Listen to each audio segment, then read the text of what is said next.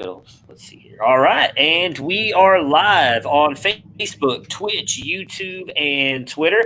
If you guys are watching us live, you can see we've got our special guest, as Dennis announced earlier today, Mr. Bob Lung. He is the creator of the Fantasy Football Consistency Guide, which is out now on BigGuyFantasySports.com and Amazon. He is part of the podcasting network that we are, and of course, the creator of the Midwest Fantasy Expo. Bob, you were on with us last year as well, so thank you for jumping on again this year to talk with me and Dennis about your consistency guide. How you doing? Doing good. Yeah, thanks for having me on. Always a pleasure to be a repeat customer. So thank you for that, and looking forward to talk about fantasy football and not talk about viruses. Yeah. Yeah, exactly. Well, just pretend like that's not even going on at the moment. Well, truth be told, I've got it bad. So, fantasy fever. Yeah, I've got fantasy fever. That's it. Yeah, that's the only fever I want to have. We're about to hit the sorrowful time when everyone's finished their rookie drafts, and it's like, what do we do? I don't know. This guy over here was just talking about how he's still running like 20 drafts deep right now. So I don't know. I'm still doing. I usually have about 3 or 4 running. Yeah, that was 20 article drafts deep. Oh, my bad. That I'm in the process of editing. I was like, I thought Dennis had the lowest amount of leagues among us. He must have picked up big. He saw your number, Matt, and he wanted to beat it. No, this guy's suckering me into more leagues. Like he's like, hey, he's like, I got this league together, and he's like, I know you're at a lot right now, but I thought I'd offer. And I'm like, yeah, shit, all right. What's one more? What's one more? Yeah. If you're gonna do 5, you might as well do 50. I mean, I'm getting close to 50 now. I think that's the goal. That's where I'm gonna cap it at now at this point. Well, my thought was, I've been doing a podcast with Matt for over a year now, and I've been in leagues with him for 4 or 5 years now, and I felt like I just had to tell him and say, I don't want to be a dick and not say, hey, I'm starting this cool new league, and not tell you. It's not my job to tell Matt, hey, 42 leagues is too many. Yeah, you're enabling me. That's the problem. You got to stop. I am. Isn't that why we all got married? Exactly. My wife doesn't know about this, I just tell her, I'm only in like 3 or 4. It's not that big a deal, just hide the money on the side.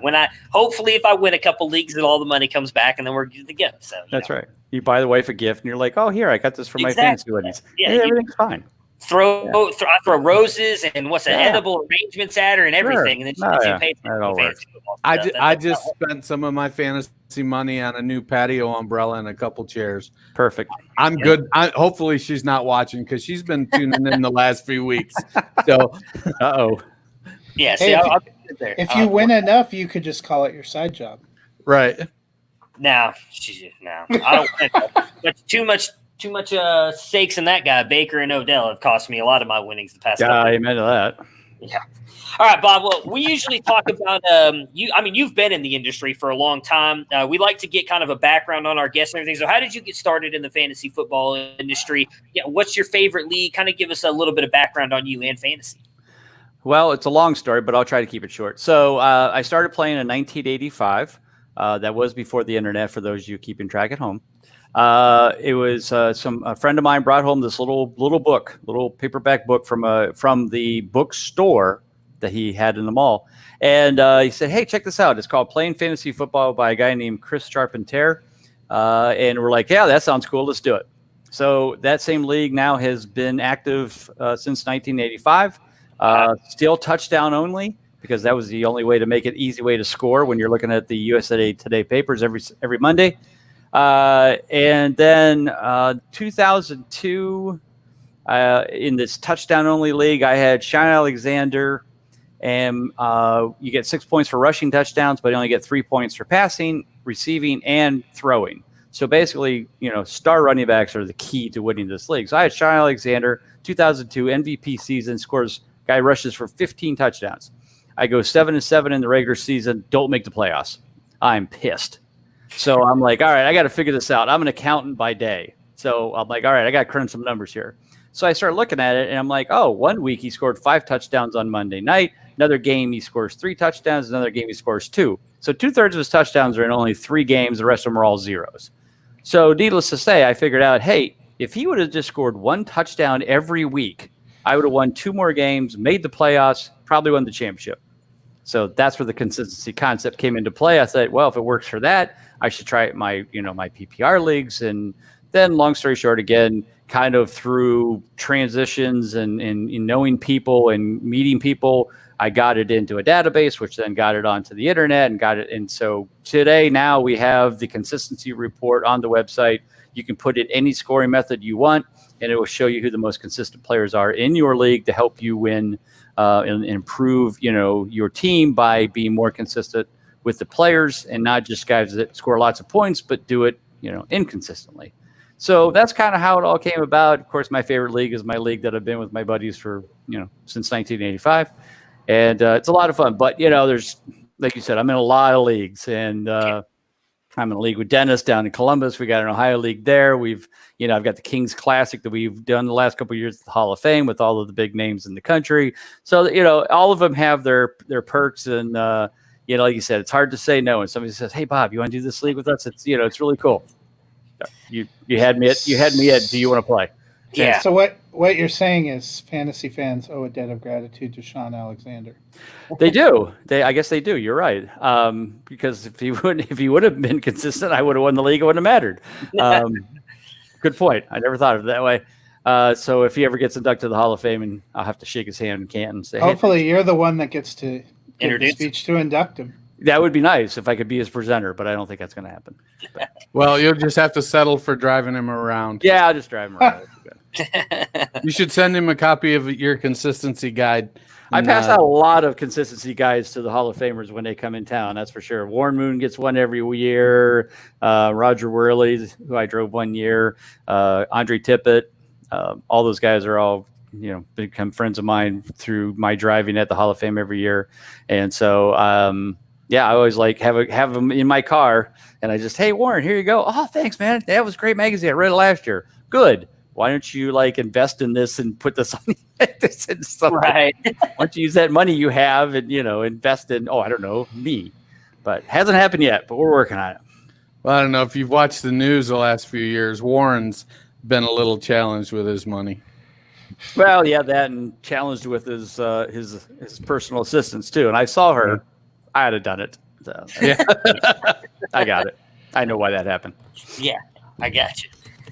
All right, so I want to jump on real quick. You said that you have the consistency report that you can kind of plug in, you said, with your leagues and stuff. Is that on your website? Yeah, so that's on Big Guy Fantasy Sports, part of the consistency tools. You can go there and check that out. And, there's that, and there's some other cool tools. I mean, we created a prop bet consistency tool last year. So if you're into the prop bet world, you can go in there and from the prop bets that are set up at each week. So if it's, Tom Brady passing yards 275 for this game, you can go see, how consistently he's done 275 yards this year, last 3 years, home, away, against good defenses, bad defenses, all that kind of good stuff that you also get on, the Big Guy Fantasy Sports site. So trying to expand into a little bit into the gambling world. And so we're going to work on the prop bets. So we did that last year, and that'll be out again for this year. So that's kind of the cool stuff we're doing out there. And we were doing actually consistency for fantasy baseball head-to-head leagues. And then, of course, that came to a screeching halt after all this started. So, but that's our new thing they're working on for the baseball fans out there. So once baseball kicks in, that'll be live again. So I'm excited about that. I'm in my fair amount of baseball fantasy leagues as well. I'm only in one. It's one of my problems. I'm in 10 of those on top of my many other, unfortunately, fantasy football. You're still married. That's impressive. What's up? And you're still married. That's impressive. Hey, Well, I'm lucky that she's actually technically working right now. She works all night long, so that's when I technically take all of my time to do my fantasy Gotcha. stuff. Best of both worlds there. Very nice. sleep is for the week. Yeah. That's it. Exactly. It's not always the best of both worlds, but I try to manage my time wisely. I'm sure. Of course. It's not always the best, though. All right, so let's talk about this guide because it was awesome last year. I really liked diving into it and everything. There was a lot of really interesting stuff that was in it. And I want to start with the key terms that you have on there with the clutch players. I'm sorry, clutch, being clutch game, and the clutch factor, clutch rate. How do players earn that? And is the process different for running backs and wide receivers compared to that of quarterbacks? Yes. So each position, the best thing to do, we'll start at the clutch factor. So at each position, and when you go on the site and you look at the consistency tools, look at that consistency report, you can actually click on the drop down menu where you can change the scoring method, and it literally will show you the clutch factor for each position. So Okay. each position factor is based on basically, there's some different calculations that go on in the background, but here's the idea of what it's supposed to do. The factor is that if you exceed at that position over the factor every week, you should be in the top 12 quarterbacks, top 24 running backs, top 36 receivers, and top 12 tight ends. Basically, you're worth being on a starting lineup in a fantasy league of 12 teams. That's the idea. And that's what you want. You want your players every week to be earning enough points at their position to be worthy of being a starter on your team. If they're not, then they're not consistent. So that's kind of the idea. And it fluctuates, like you said, by year, by position. So last year, quarterbacks were like 19.43. If you were over that, you earned a clutch game. And that's what happens. So you earn a clutch game by being over that factor for the week. And then your clutch rate is your consistency rate, is how many clutch games divided by the number of games played. So if you're 12 out of 16, you're 75%. That's good. I mean, basically, if you're over 60%, you're good. If you're over 70, 75%, that's very good, excellent. Elite is, of course, 90 and over, which for the elite.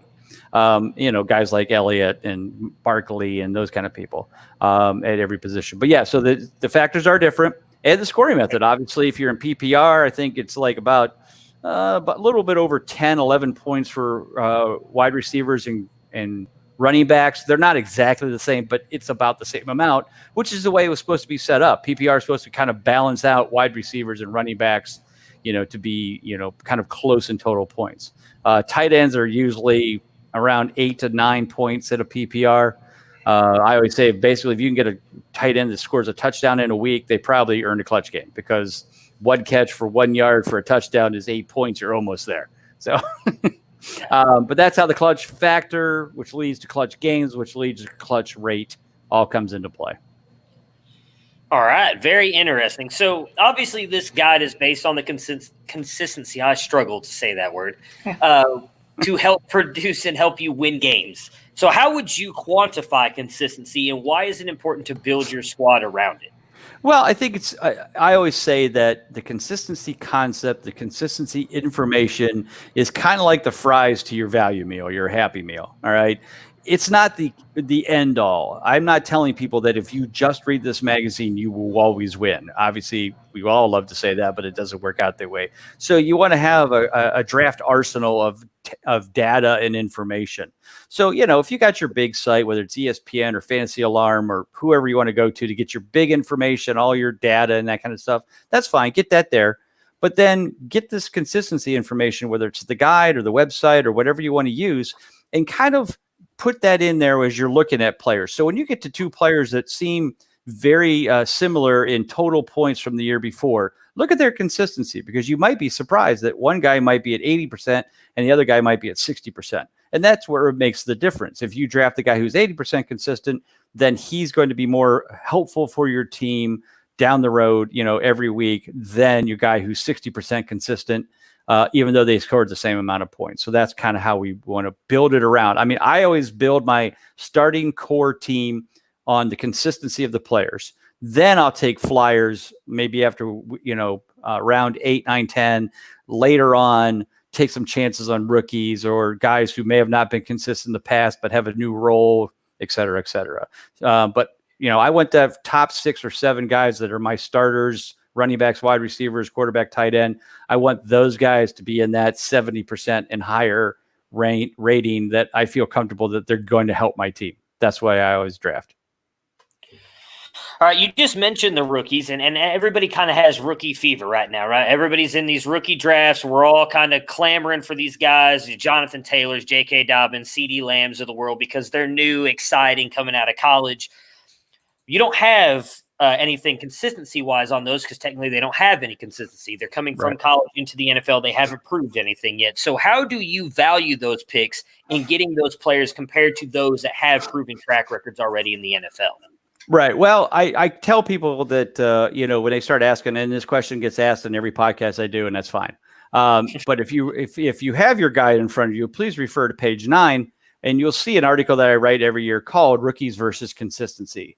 And this is what I put together numbers wise, data wise, to show people why I may not be a big fan of rookies. It's not that there's not great rookies that come out. We've seen the Zeke Elliott's, we've seen the Saquon Barkleys that they certainly have the talent and have made a difference. But so since 2010, which is when I started putting this data together, I'm only just in the first 4 rounds of being drafted at the 4 positions. There has been 428 players drafted rounds 1 through 4, quarterback, running back, wide receiver, tight end. 428.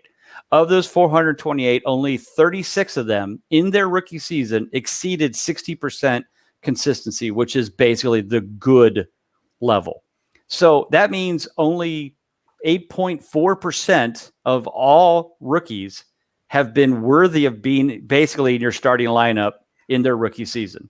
And surprisingly, when you look at the names in the article, you'll see that some will be, oh yeah, that makes sense. Like, Cam Newton maybe, or, Michael Thomas, that kind of stuff, or Barkley and Elliott, of course. But you also see names on there that like disappeared after the rookie season, like Zach Stacy, Carlos Williams. Right. Yeah. So it's not it's not necessarily the, hey, if this guy is over 60% in his rookie season, that means he's going to be a stud. The only position that I could say that does hold true for kind of is a wide receivers, where you see that the list of wide receivers there who have earned over 60% in their rookie season all have maintained to being consistent since then. The Mike Evans, Julio, all these guys, AJ Green, all of them, that it looks like wide receivers seem to hold that consistency moving forward. So if you look at last year, Deebo Samuel and DK Metcalf were the only 2 over 60%. I like them guys going forward into this year because, they've already proven they can be consistent in their offense. Pretty much nothing has changed greatly for either one of their teams. So I like them, as picks this year for sure. But, all these stars coming in, all these rookies, the rookie wide receivers, then all of a sudden, people, like you said, are reaching for Jonathan Taylor's and, CEH. I always forget what his full name is. Clyde Edwards. Hilaire. So, obviously they're reaching for him because they're in good positions, and maybe they will be over 60% consistent. But again, when 92% or almost 92% of the rookies coming out don't earn over 60% the first year, I'm probably not going to take too many risks unless I can get them after round 8, which normally they go long before that. Yeah. So looking at the list of rookie running backs and how how to apply consistency there, it looks like most of them were drafted into a relatively clear path to usage. So is that something when you look at rookies, do you look and say, well, Devin Singletary showed quite a lot, so the opportunity for Zach Moss to be consistent is not going to be there. Clyde Edwards-Helaire was drafted into Kansas City, and Damian Williams is there, but Edwards-Helaire is clearly a better talent. Right. How much does the situation play into maybe identifying those running backs that are going to hit that consistency threshold? Right. Well, obviously a good player going into the starting position like Barkley, like Zeke, that's, pretty much a no-brainer. And usually they get drafted in the first round like those 2 guys did. Le'Veon Bell was a, second round pick, but when he went into Pittsburgh, there really wasn't anybody in front of him. So those are obviously make a big difference. And almost all the running backs this year that were drafted have a veteran starter in front of them. It's a question of how quickly can they beat them out. Like you said, Damian Williams, Marlon Mack with Jonathan Taylor in for the Colts. We got DeAndre Swift and Kerryon Johnson in Detroit. So it's hard for them to be consistent over the year. Here's what usually happens is they don't do anything for 4 or 5 weeks, and then all of a sudden either that starter gets hurt or they finally just give up that starter's not pulling his weight. Then they let them start for the last 6, 7, maybe last second half of the season. They might go 8 for 8, but for the season they're 8 for 16, so they're 50%. Right. So that's kind of things that you kind of look at, especially after their first year. They may be 50% consistent, but if they had a great second half and they go 8 for 8, 7 for 8, something like that, then certainly going forward into their second year, like a Miles Sanders. Miles Sanders is a good example of that from last year. Start out, Jordan Howard. No, it was not Jordan Howard. Jordan Howard was ahead of him. And then all of a sudden they finally just said, okay, well, Howard's not, we might as well just take a shot and let Sanders be the main guy and let him play the rest of the year. And he was 78% consistent over the last 8 or 9 games. Now he's the main starter and certainly worthy of being the starter for that team and being a good value fantasy wise. So yeah, all that stuff, wide receivers, same way. And they may get a starting role, but how much are they going to be involved in the offense if they've got a top number one on the other side? So, that's why I think wide receivers seem to have a little bit better chance of getting some consistency than the starters at running back, because usually they at least have a role as a slot receiver or the number 2 receiver on their team. Very nice. Bless you, Matt. Oh, thank you. So Lamar Jackson shocked the world last year. His rookie year, he was okay, but he was the top rookie quarterback last year. What are your projections for him this year going forward? Well, I think with any time you see those kind of absurd numbers, just like Patrick Mahomes did the year before, you have to expect some kind of regression. It's very difficult for anybody to, improve or even match. I mean, if you remember from the years when Brady and Manning threw over 50 touchdowns, the next year they went down to, 35, 37. I think even one of them got hurt. I forget if it was Brady or Manning. Yeah.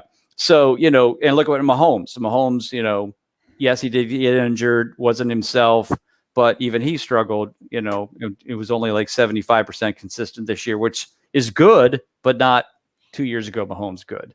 So I expect him to tail off. I mean, teams are going to focus more on trying to stop him. It's tough. He's very talented, but, I also kind of go back to the RG3, his rookie season, he just lit the place on fire. But then a couple of knee injuries, a couple of bad hits. When you run that much, you're taking a risk. You're going to get clocked at some point and could get injured. And that's what always scares me about those kind of players, that wears and tears on them. And next thing you know, you're almost, you're barely in the league as a backup like RG3. Man, RG3, when he always, his listed weight always looked like so much heavier than he actually looked. When I looked, man, he had those skinny legs and skinny arms, and I was like, man, that guy can't run and hold up. Yeah. Well, and Lamar's not, I mean, he's still pretty thin too. I mean, the last time we had a big, Cam Newton, Dante Culper were the 2 guys that I remember that had speed and beef and could, put it up with it, could put up with the hitting. But, even that, you're just like, it's still going to wear and tear on you. I mean, that's not the quarterback's job to be out there running all day long. So it makes it a little bit difficult. As much as I love Lamar Jackson as a player and certainly a fantasy person, and the legs certainly help, it just scares me when you have to trust them to do that often. So we'll see. Is it how dangerous he is with his legs that boost him up so much for you? Oh, absolutely. I mean, anybody that can, put fantasy points together running. I mean, think about every rushing yard is the equivalent of, 2.5 of your passing yards, or maybe 2, depending on your league scoring. But usually it's passing is 1 yard or 1 point for every 20 or 25 yards. Well, if that guy's getting 1 point for every 10 yards, I mean, that's 2.5 times better. So why not, continue that? I remember back in the day when I was doing consistency and Michael Vick was in the league, and people were like, well, Michael Vick sucks because, a consistent quarterback throws for 250 yards and 2 touchdowns. Okay, but his 150 yards rushing combined with his 150 yards passing is the equivalent of, whatever it was, 300 or 300 yards. So it was funny because I remember people were like, oh, but, his passing so bad. I'm like, so what? Fantasy points are fantasy points. I don't care how he gets them, whether it's running or throwing or touchdowns or not touchdowns. Points are points, and if they could put it up, then I'm all in.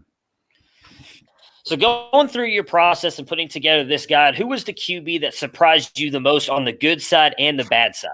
I think the one that surprised me on the most on the good side was Ryan Tannehill. It's like he kind of came in mid-year. Nobody was really enamored with what he was in Miami. He took over for Mariota. And then next thing you know, he just quietly rips off, 9 clutch games out of 10 games. Well, granted, 9 out of 12. First couple, he kind of struggled a little bit. But, the amazing thing is then he went into the playoffs and he didn't do anything fantasy-wise because, Derrick Henry was rushing for 150, 200 yards a game and busting off 3 or 4 touchdowns. And so he didn't need to do that. That's what kind of scares me. A lot of people are like, well, then are you super high on Tannehill going to this year? It's like, well, I kind of want to be, but on the other hand, what if Henry keeps running very well and that defense is very good? He certainly could have those games where only has to throw for 175 yards and a touchdown because Henry's going crazy. So, I don't have a problem with him as a backup, but it just surprised me how good his numbers were in those 12 games that he played. Again, he was 3rd overall ranked with 75% consistency at quarterback. So, wow. What about on the bad side?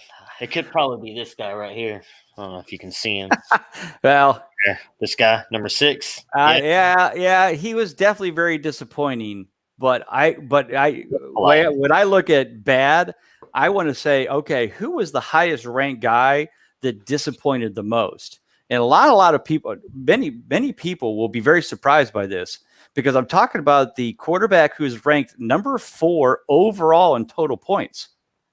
And that was Russell Wilson, who was only 56% consistent for the season because he had a great start to the season. In fact, he went 5 out of 6 over his first 6 games, but then he went 5 out of 10 over his last group. And when you do that kind of stuff, he missed, week 14, week 16 didn't earn over 19 points. So there's your playoffs. He hurt you there if you got to the playoffs with him. But like I said, after those first 6 games, the running game, everything kind of came into play for them.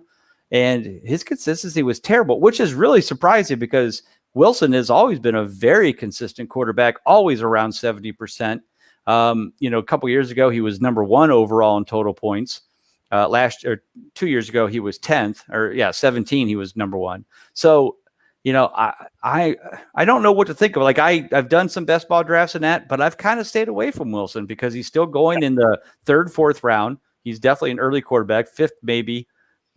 But when you could get guys like Drew Brees and Matt Ryan in rounds 9 and 10. Why would I take Russell Wilson that early when I know I can get 75% consistency automatically from Brees and Ryan every year?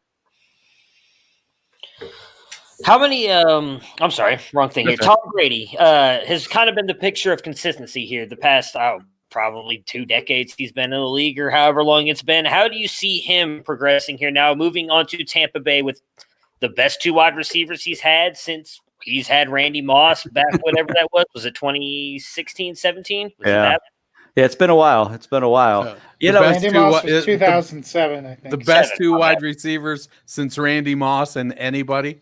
Yeah, well, yeah, I'd take Randy Moss and me. He might take Godwin over Moss. I would take right. Moss.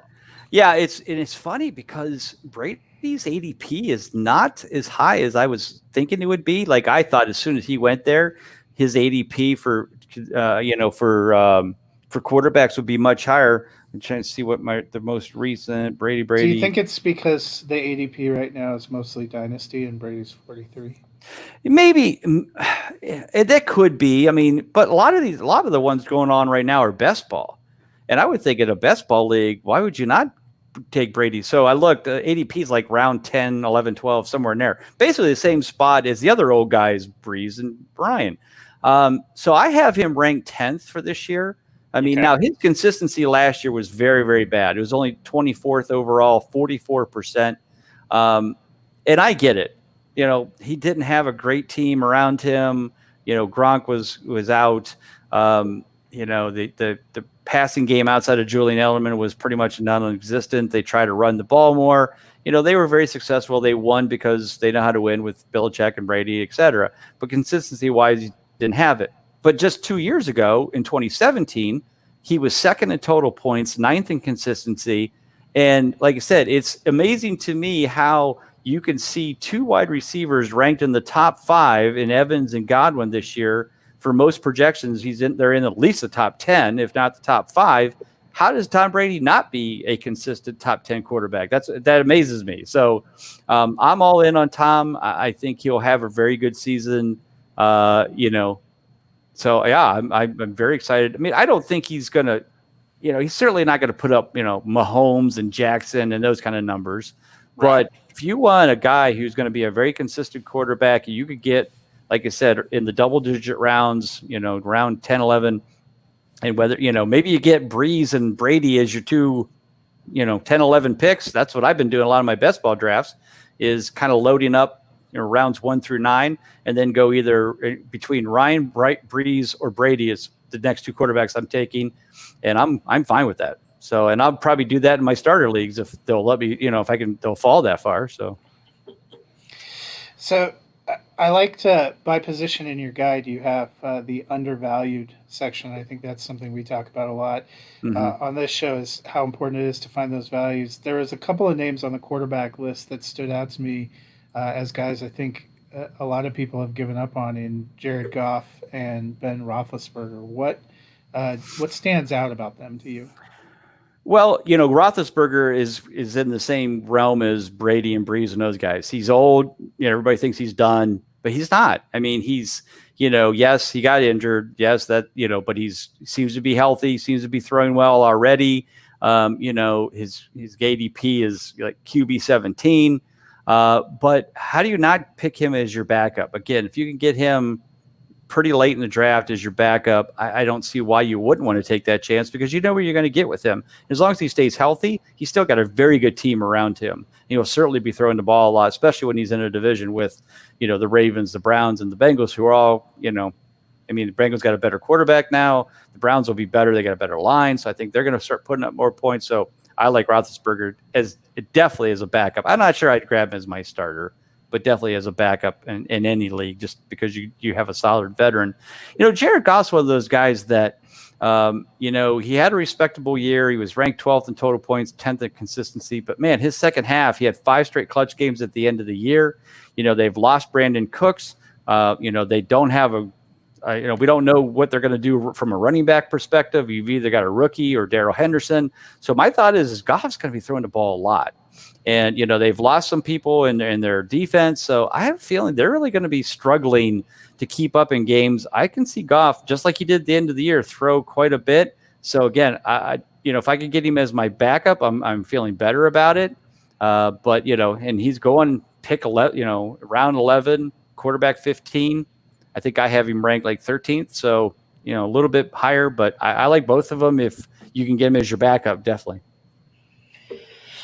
Well, it seems like a lot of the guys we've brought up you are talking about as kind of QB2s. Who's like right on the fringe there for you? Is that last kind of elite where you're talking about earlier, QBs 1 through 12, right? That's the guys that you want to produce every week. Who's like right there on the fringe for you that you think is the last of that tier?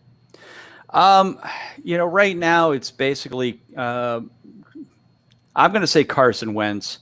Okay. I have him there. Him and Goff are 11 and 12. Like I said, Brady's at 10. So I kind of have those two. I kind of like Wentz too, because again, last year he put up some solid numbers, not great numbers, but solid numbers. And think about the wide receiver core he had. It was brutally awful. So, he gets a bunch of new rookies, that came over. So I have to believe that he's going to have a much more consistent season, and the total points should definitely go up as well. You still have Deshaun Jackson, which don't sleep on him. Grab him in like round 25 or whatever in your best ball drafts, because he still is going to be a favorite of Wentz because he's that veteran.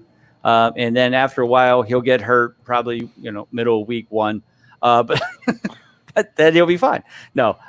So, he probably won't last long. He'll get hurt, but who knows? He's certainly going to be, like I said, I'm getting a bunch of best ball drafts for sure. So. All right, moving on to the running backs. It seems like more and more teams are moving toward these committee backfields. We're not really seeing a whole lot of these workhorses like Barkley, Zeke, CMC as much as we used to. Does that factor into your consistency rankings and how you do it? And if it does, how? Well, yeah, and obviously that's what you got to look at. So let's say a player, like a Kerryon Johnson or Marlon Mack, some of these guys who have had decent seasons prior to this, now they got to share. So definitely I've knocked some of them down in my rankings because I know that at some point, and kind of like last year with Nick Chubb, Nick Chubb was, went wildfire for the first 8 games until Kareem Hunt came into play. And then he went 50% consistent over the second half of the season, while Kareem Hunt went 75% of the second half of the season. So that's the kind of stuff you have to look at and not look at the overall numbers and go, oh, well, yeah, great numbers. But now is there somebody trying to share those carries with him?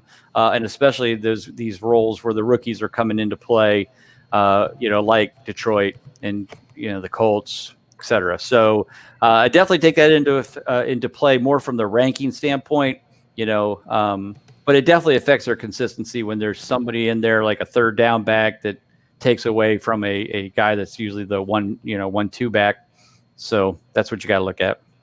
You brought up Chubb and Kareem Hunt, and in the consistency guide, you do some standard valuations and some PPR valuations.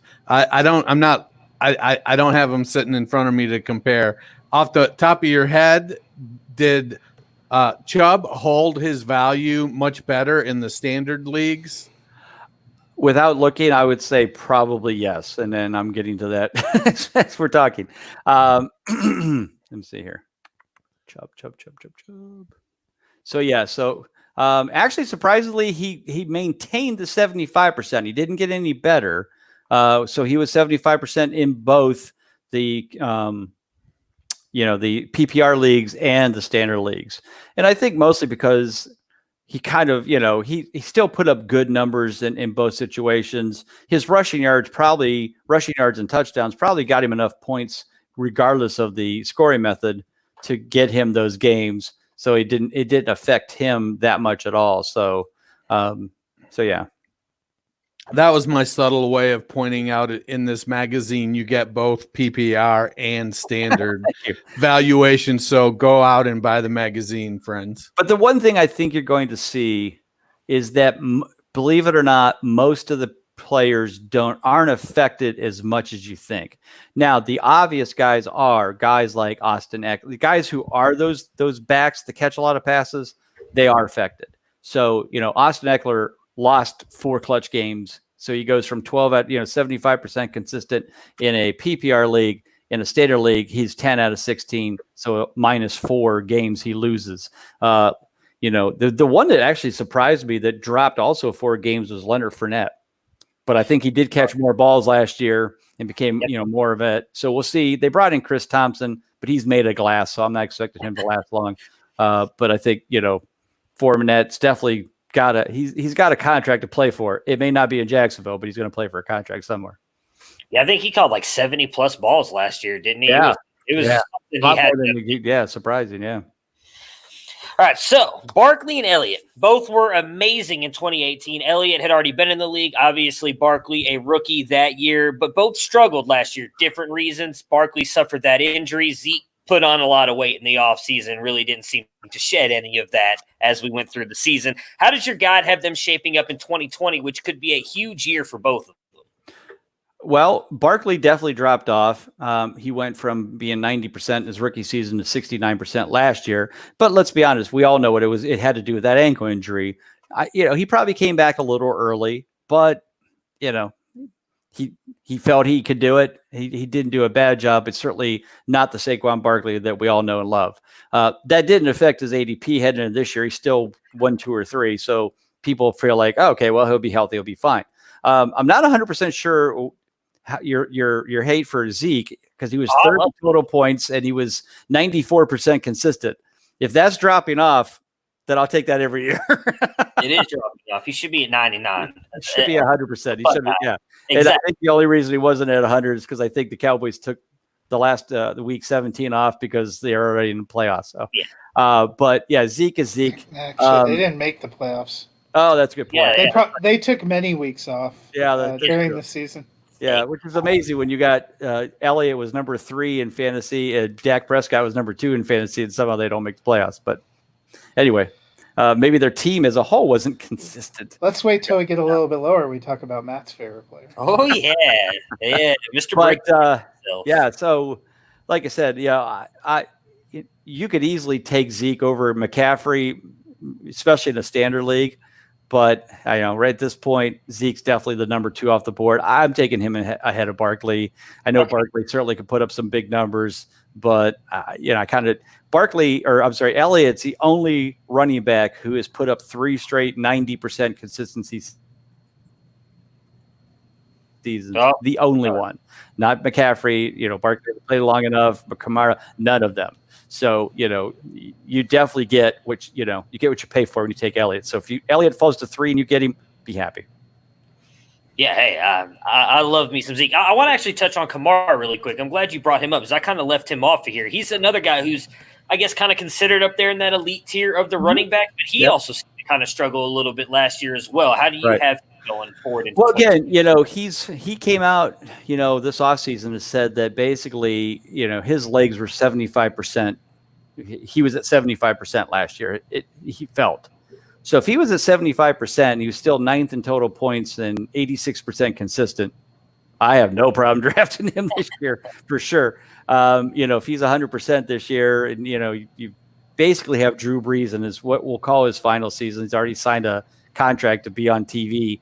He says whenever he wants to, but let's be honest. If he goes out with a championship or they, something goes bad, another brutal loss, he's retiring. So I think Kamara is going to have another great year. I think he'll get back to that, 90% consistency, probably top 4 or 5 in total points. If his legs could be back to 100%, heck, even 90%, that's still better than he was last year. And I'll take that every day. What are your thoughts on Kenyon Drake? I feel like when he's been on the field, he's shown a lot of talent and produced, whether that was with Miami before he got Adam Gase and then even when he went over to Arizona. I feel a lot of it's injury related on why he hasn't, but what has your guide showed you on him? Well, basically when he was in Miami, he had Gase-itis or whatever the disease is that basically running backs run into and Adam Gase is their coach. That and the fact that, he had to have Frank Gore there to be a problem. But here's the interesting thing, and this is in the guide as well, if you would refer to page 54. Here's the thing I wrote about Drake, is that once he came to the 49ers or the Cardinals, when he went against, he had 5 out of his 8 games were against top 10 defenses. Well, so that was troublesome because then he went only 2, Yeah. So, when he played against top 10 defenses, he struggled, except that one game against the 49ers. Against top 15 defenses, he was only 50% consistent, but against bottom 10 defenses, he was 100%. So overall, he was 55% consistent in those 8 games that he played for the Cardinals. Well, 55% consistency doesn't even make a starting lineup, so he really shouldn't even be in the top 24. But I'm seeing this guy being drafted in top 15. So I'm a little hesitant of giving him too much love yet. He had some great games, but he also had some duds, and his great games were mostly against guys like, the Browns. The knife comes in again. Yeah, I'm a Browns fan too. Let me remind you of that. So I loved Drake when he was in Miami because I knew he had the talent. I do believe he has the talent. It's just a question of, how is he going to, because again, remember, he's got to play the 49ers twice, the Seahawks twice. I mean, there's some good defenses there. I'm a little worried that maybe, it might be a reach to try to think about grabbing him, as an RB1, which again, his ADP right now is RB11. So I really liked on your undervalued list, you had Raheem Mostert, who's a guy I've been grabbing kind of late, and I wrote about this week. Obviously, we've seen him flash a little bit in both the last 2 seasons, but he hasn't seemed to get a consistent workload there in San Francisco. What do you like about him? Well,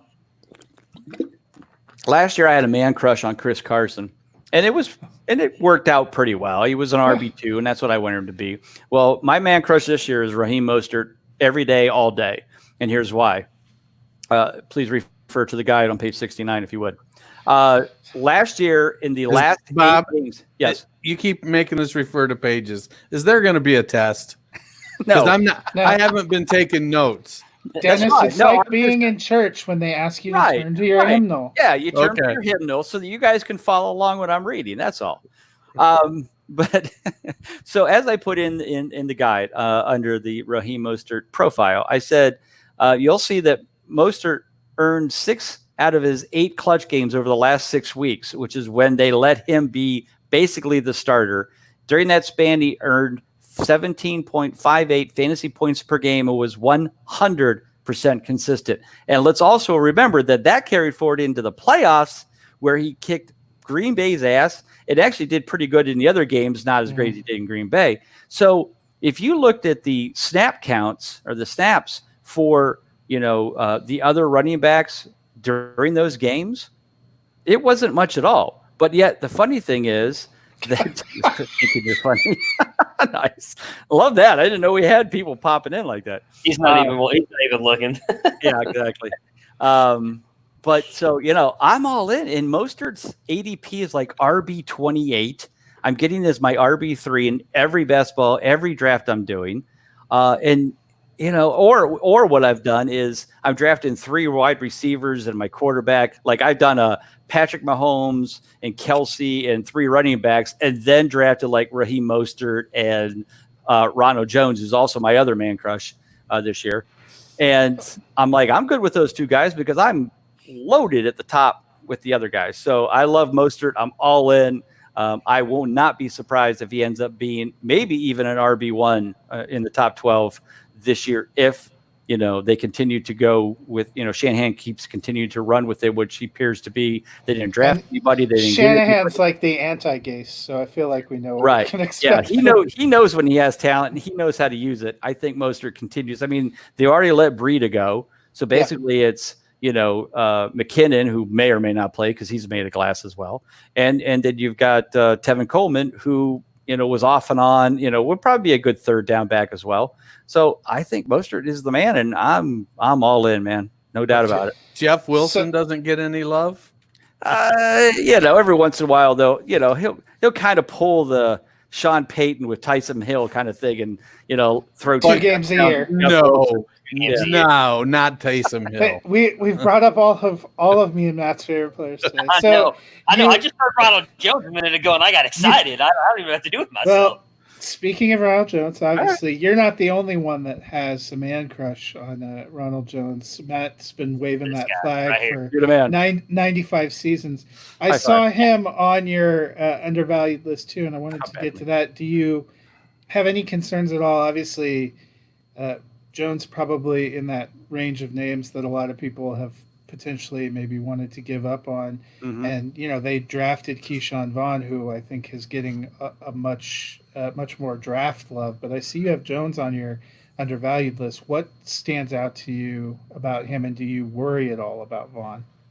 I don't, because they needed to get a backup. They let Peyton Barber walk. So they had to get somebody. And, they know that, they saw what they saw in Ronald Jones. And here's what they saw. In the 9 games last year, where Ronald Jones touched the ball 15 or more times in a game, he averaged 14.4 fantasy points, and it was 78% consistent. That's what they saw. When they gave Ronald Jones the ball in a game and said, okay, we're going to rely on you as our starter this time and not give the ball to Peyton Barber half the time, he produced. And that's why they let Barber walk. They went and got a rookie because they need somebody as a backup and somebody for the future. Because let's say Ronald Jones, has another great year. Well, are they going to want to pay him, or are they going to let him walk and then, because that's how they do with running backs anymore in the NFL. Whether you're good or not, if you're 28-year-old, you're done. You're too old. Get out. so that they bring in the next guy. So that was what my thought was. They just needed a new backup. And, I think Keyshawn Vaughn is a fine player and probably would be a good backup. But at this point, it's Ronald Jones's job to lose. And he proved that in those games when he got the ball and he got the ball on a consistent basis, he put up consistent numbers. That's why I love Ronald Jones. And with his value of ADP of like 33 or RB 35, how do you not take a chance on him? And like I said, if you want to go running back early, you could load up on them and then get Mostert and Jones as your 2-3 or your 3-4 maybe. Yeah, I was just too early, 2 years early on Jones, but it's finally coming around for me. It sounds like I'm excited about that. It's all coming up, Matt, on the podcast here. Yeah, that's probably not a good thing though. I mean, so this means it's going to be a bad year for me, is what it sounds like. All right, so wide receivers, we had a lot of fun talking about Hopkins and Julio last year. I'm pretty sure, if I remember correctly, Hopkins was like the only wide receiver with I think it was Antonio Brown that had produced at like a certain level last year. So how does Michael Thomas fit into that now as a guy who, at least from my perspective and the fantasy perspective, has been extremely consistent the past couple years? Right, and he has, and without a doubt, Michael Thomas took that step into that elite tier one. This year in my rankings and my preview, Michael Thomas, Devontae Adams, Julio Jones, DeAndre Hopkins are the top four. Those are the four in tier one. Other guys want to be there. They have issues. So there's no question Michael Thomas. It's one of those things of, do you want to take a guy that early? I mean, he's going like 104, 105 in many drafts. I mean, I love my wide receivers, but man, if I'm sitting there and I got to choose between Kamara and Thomas, I'm taking Kamara. But everybody has their ideas, and I'm not going to argue with them. I mean, I'm not saying he's not a bad player. 94% consistent. First in total points. I think it was 100 points ahead of second place. Or almost 100. So, yeah, I have no, Michael Thomas certainly is a stud, and he's going to go in the first round. And it's just a question of how soon you want to take him if you want him that bad. Does Hopkins going to Arizona worry you at all with the consistency he's shown there in Houston? Obviously, Deshaun Watson, I would think to say, is probably a better quarterback than Kyler Murray. Somewhat similar playing styles, but in my opinion, completely different offenses. So does that worry you at all for Hopkins? It does. I mean, normally Hopkins is 1 or 2. I have him ranked 4th heading into this year. Okay.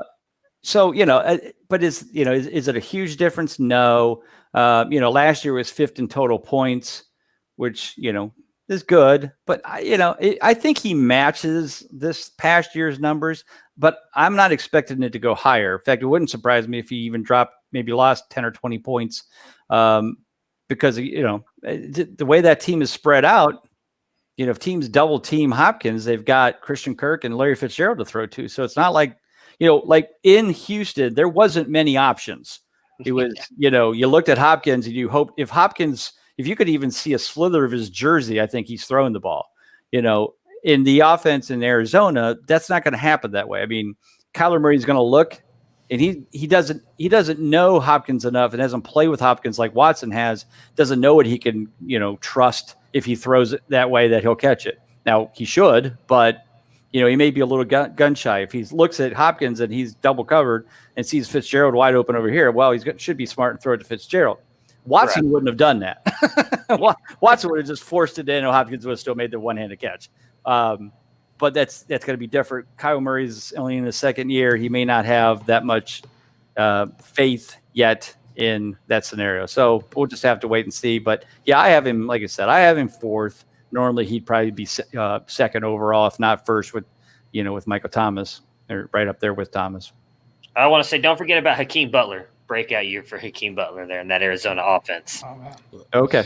One catch. Hey, one catch is all Butler needs for a breakout after last year. Look, he was incredibly consistent last year. He had 0 worthwhile games. Yeah, that's what we're here for. Right. Talking about consistency. So, breakout year in 2020, Hakeem Butler. Just you watch. He's no Keyshawn Johnson. No, that's it. K-E-E, not K-E-Y. Yeah, right. Give him the damn ball.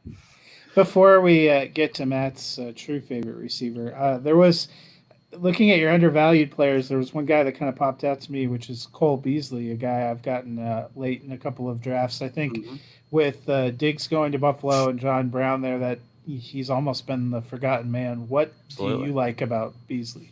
Well, what I like is that he was very consistent last year, and surprisingly consistent. Man, you want to talk about the guys that surprised me the most when I did all these numbers and looked at these numbers? Like, wait a minute, how is Cole Beasley that high? But he's basically Josh Allen's security blanket. He is the Julian Edelman of that team.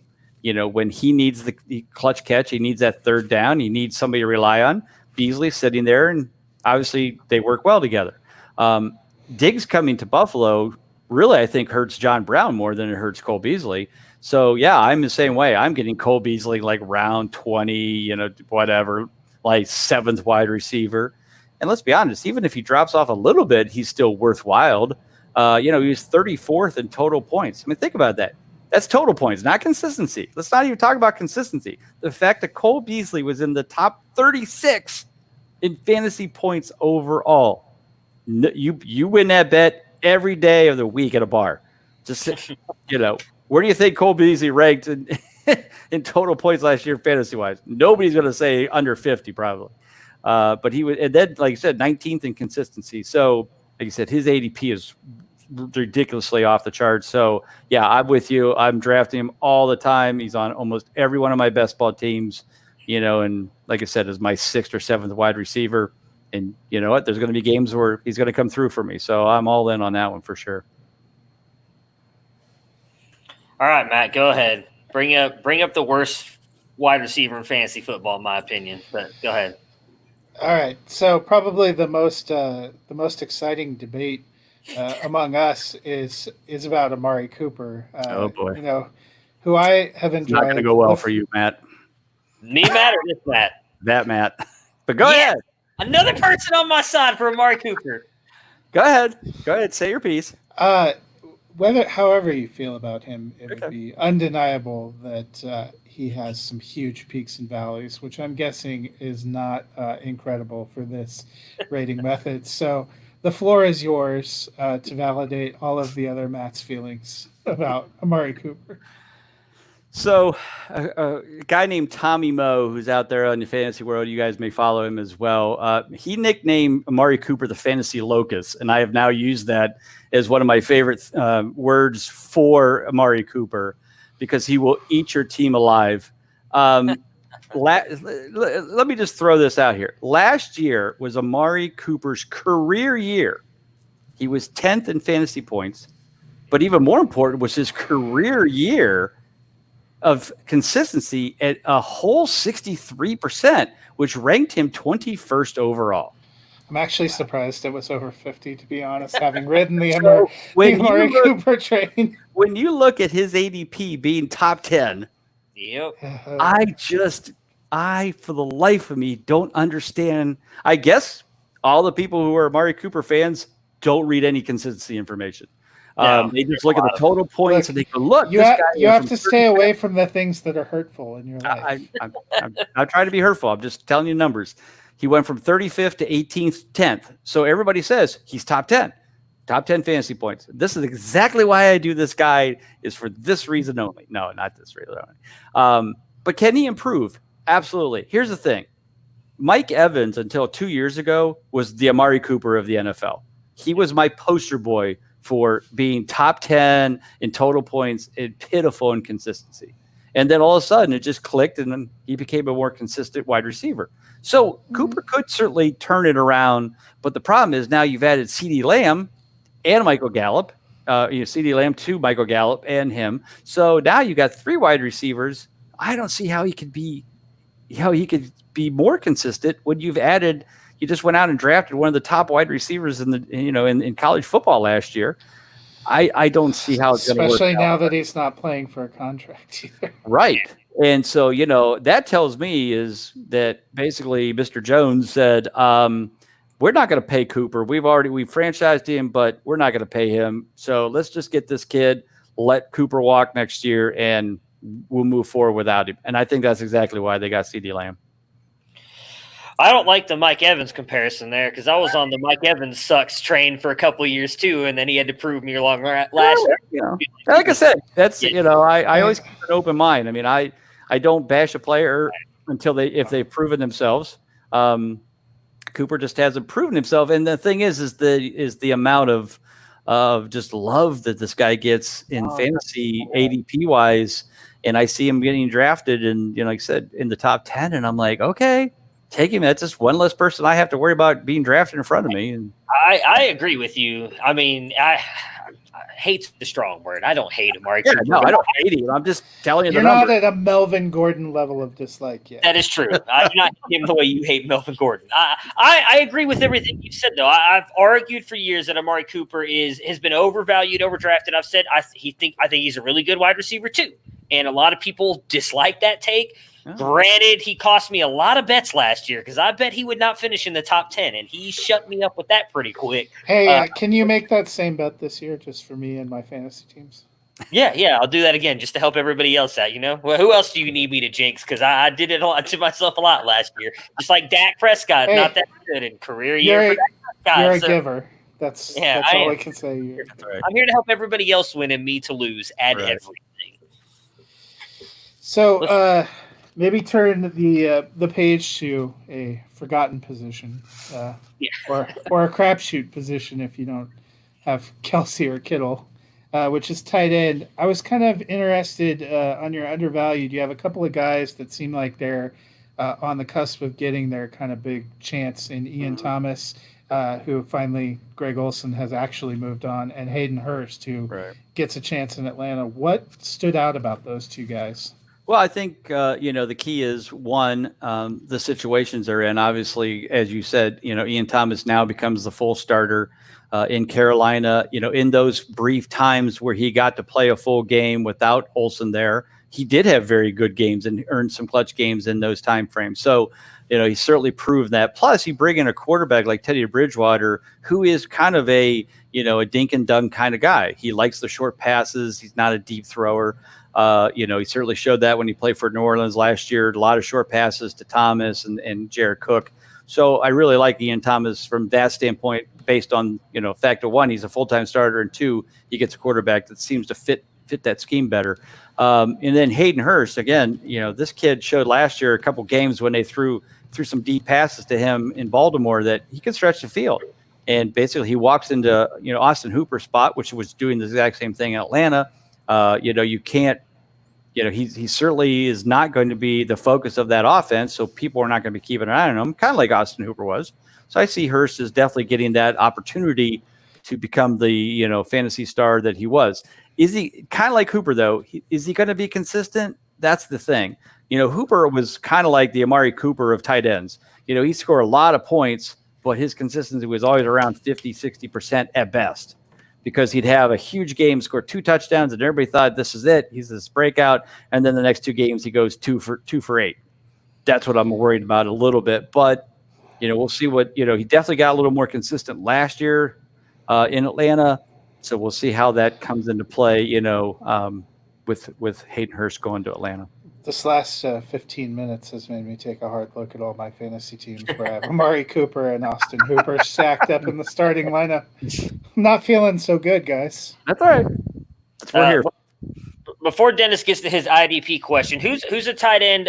I guess I would phrase it like Amari Cooper. Who's the guy that you see is getting overvalued ADP wise that your consistency guide is telling you is not quite as good as people are drafting him as?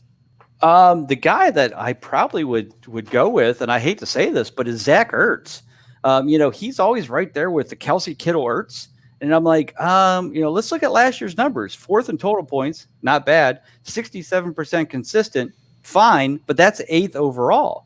I mean, he tied with Mark Andrews. He was behind Hunter Henry. He was behind Jared Cook and Austin Hooper.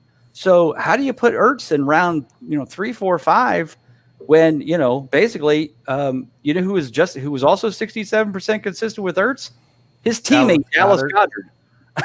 Exactly. Wow. So that's a guy that I'm kind of like, I haven't drafted because I'm not going to pick him that high. I'd rather wait to round 10, 11 and take Goddard and get the same percentage consistency-wise and be okay with that. So yeah, as much as I hate to say it, Ertz is kind of the guy that I'm just not paying the price tag for. So I see this year that you've added the IDP consistency. Those guys from Brazil came on board and did some work. So tell me about the process with that, and how transferable were the offensive formulas that you used to the defensive consistency? Well, basically what we did was we he took the same calculation system that I had and applied it to IDP. The thing that I kind of was talking with them, because I don't play IDP, and the ones that I have played, there's usually only like 3 guys. And so I said to them, I go, well, in the calculations for the offensive side, you're looking for that clutch factor that gets the top 12 quarterbacks. Well, if you've got one defensive tackle, so, as a starter, you just want, I guess, 12 defensive tackles to kind of fit as your starter. So that's what I told them. I said, that's, make sure you have that ability to change the number of starting defensive players in your league.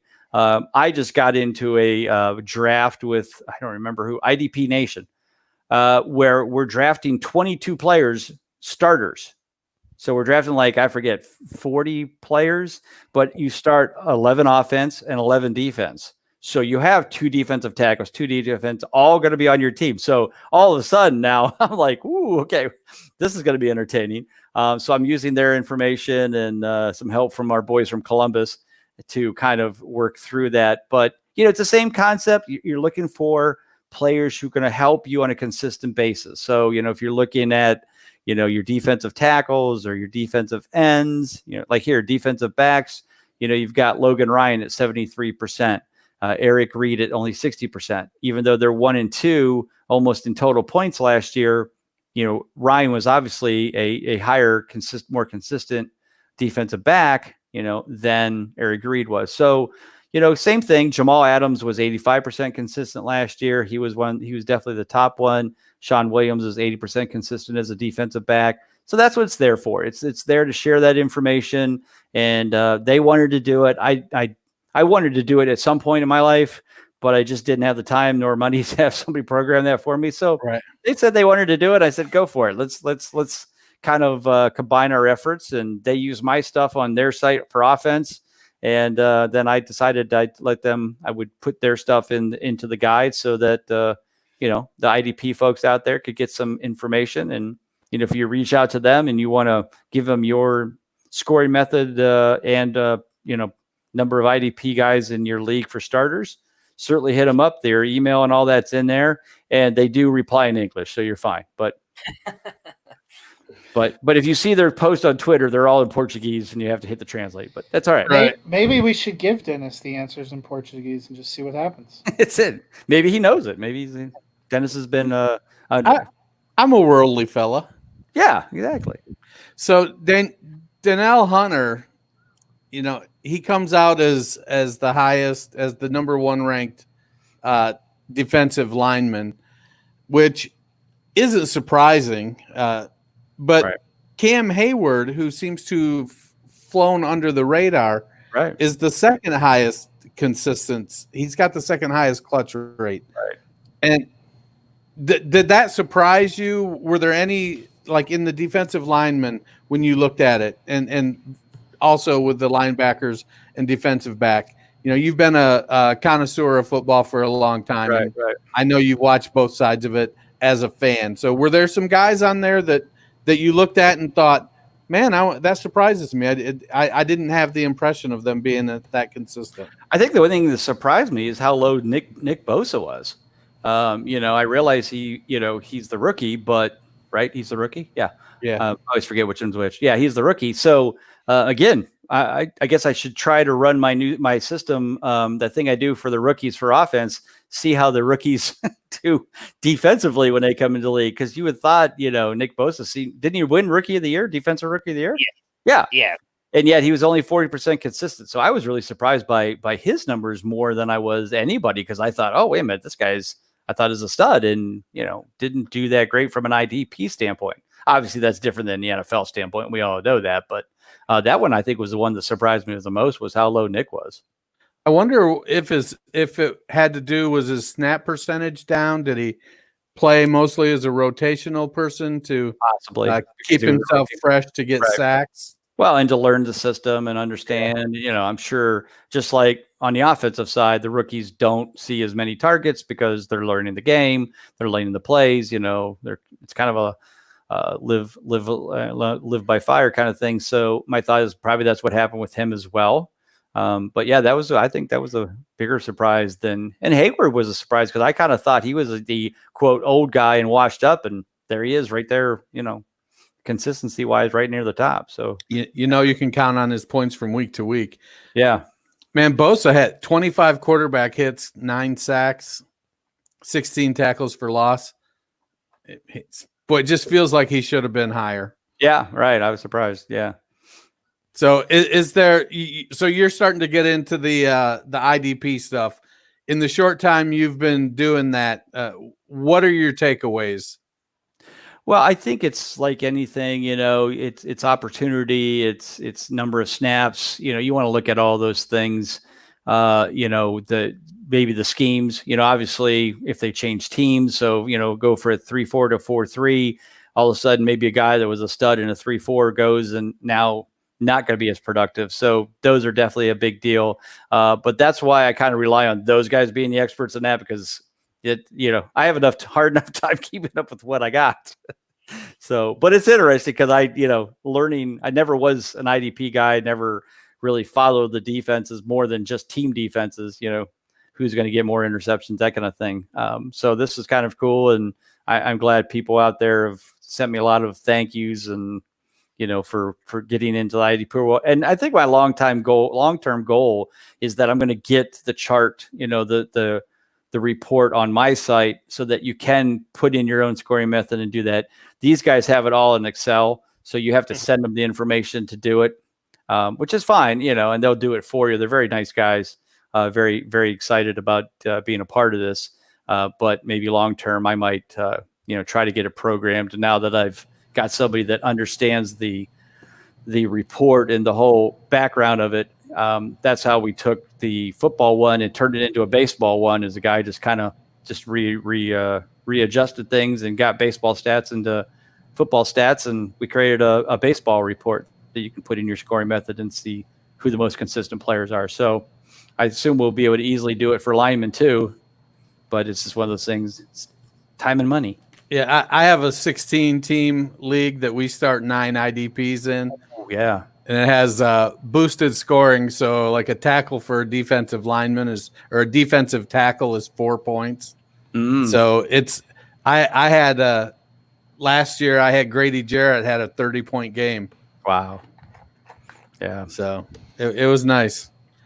Well, I have a feeling in this IDP Nation one that I'm doing that I've got, they said that they have adjusted it so that defensive players are as valuable as offensive players. And you know how if you go into my fantasy league and you can go into the scoring from last year, so you can see with the scoring method and how they would have done. 4 out of the top 10 players overall total points were defense players. Wow. Yeah, that happened in that league, and that was the whole point of the balanced scoring format that I put in. 10 of the top 40 scorers were defensive, and so it was probably I want to say 3 of the top 10. So Darius Leonard was up there. Right. I think Hunter was up there. Yeah. There was a couple of safeties like Buda Baker and Jamal Adams, those kind of guys. Yeah. So, it's interesting. I'll just have to see how this ends up. Thank goodness for our boys from Columbus have helped out quite a bit too. I'm like, I don't even know where to start. But all right, anyway. Matt, you going to bring us home? Yeah. So, Bob, obviously, thank you so much for jumping on with us today. We really appreciate it. Let everybody know where they can find you on Twitter. Again, where else they can get the guide and everything. As we've mentioned, it really is a great tool to use to help you build your teams if you want to win fantasy football leagues. The Big Guys website, everything that you want to promote, go ahead and give it to our listeners. Well, first off, again, thank you guys for having me. Always a pleasure. Maybe we'll do this again in July as we get a little bit closer to draft time. We hope that'll be draft season will be August. We hope that we're not going into October. But anyway, thanks again. But so Twitter, Bob_Lung. Website, bigguyfantasysports.com. If you need to email me, it's just bob@bigguyfantasysports.com. And then, of course, like you said, the guide and all the stuff that help you with consistency, you can get it on the website.